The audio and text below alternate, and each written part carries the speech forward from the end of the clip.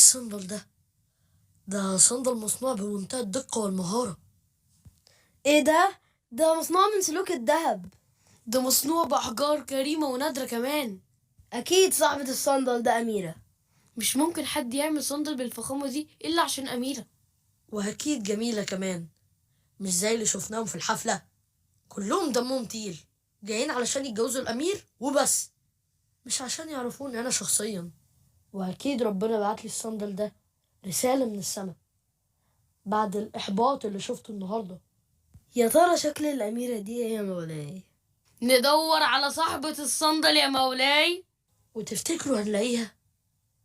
يا رب نلاقيها. طبعا هنلاقيها يا مولاي، انت تؤمر واحنا علينا التنفيذ. حلف في كل منف لغاية ما نلاقيها ونوصلها لحد عندك يا مولاي.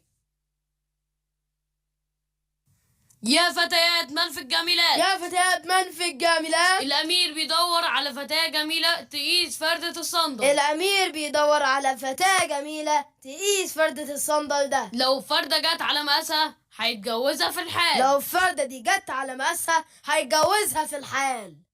وتمر الأيام ويدوروا على صاحبة الصندل بالشهور، والأمير بدأ يحبها من غير ما يشوفها. فين صاحبة الصندل؟ كل ده ما لقيتوهاش. يا مولاي احنا دورنا في كل قصور منف. مش كفاية القصور، دوروا في بيوت الناس العادية البسيطة. معقولة يا مولاي هندور على زوجة الأمير في بيوت الناس العادية؟ وإيه المشكلة؟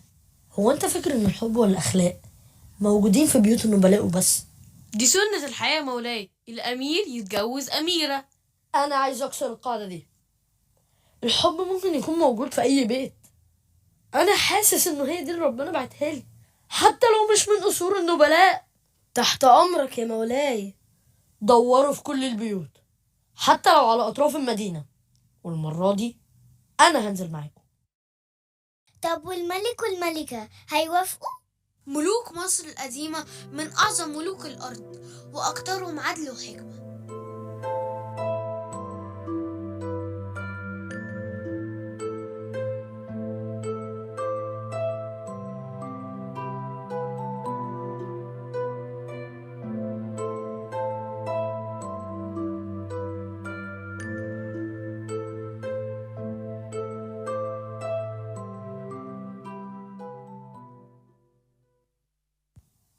ده آخر بيت في المدينة، يا رب نلاقيها. أنا بجد تعبت، بيقولوا في بنتين هنا، يا رب الصندل يجي على قد واحدة فيهم. أهلا برسل الأمير. أهلا بيكي، احنا جايين نقيس الصندل على بناتك. هما فين؟ موجودين، اتفضلوا. إيه ده؟ أنا اللي هقيس الصندل، أكيد هيجي على مقاسي أنا. يوه، لو كانت رجلي رفيعة شوية. كنت عارفة إنه مش هيجي على مقاسك. هاتي. ياه، واسع قوي. لو يبقى خيالي معايا نطير وتجيلي الدنيا في شكل أمير. مين البنت اللي هناك دي؟ دي بنت البستاني، مش مسموح لها تدخل البيت. الجميلة دي بنت البستاني؟ دي صوتها ساحر.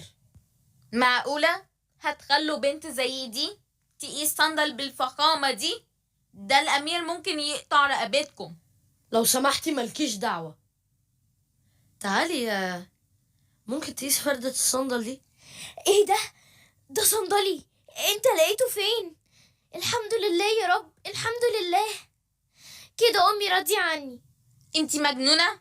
صندلك ده ايه؟ هي وصلت بيكي الجرأة اللي انت تكدبي قدام حراس الأمير؟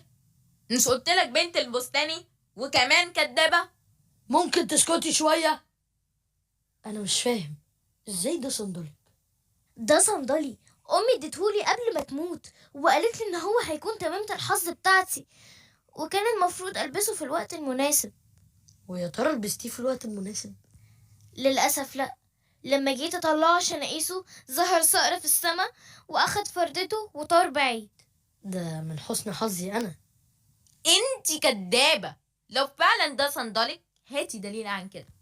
ثانية واحدة، هجيب لك فردته التانية، أنا لسه مخبيها الحمد لله. صدقتني إن الصندل بتاعي وإن أنا صاحبة البيت؟ صاحبة البيت في عينك، انتي اتجننتي فعلا.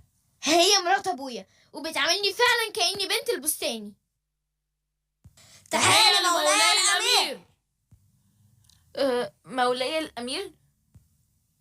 يا حراس، هاتوا العربة الملكية. الأميرة رضوبيس هتيجي معايا وهتبقى ملكة مصر.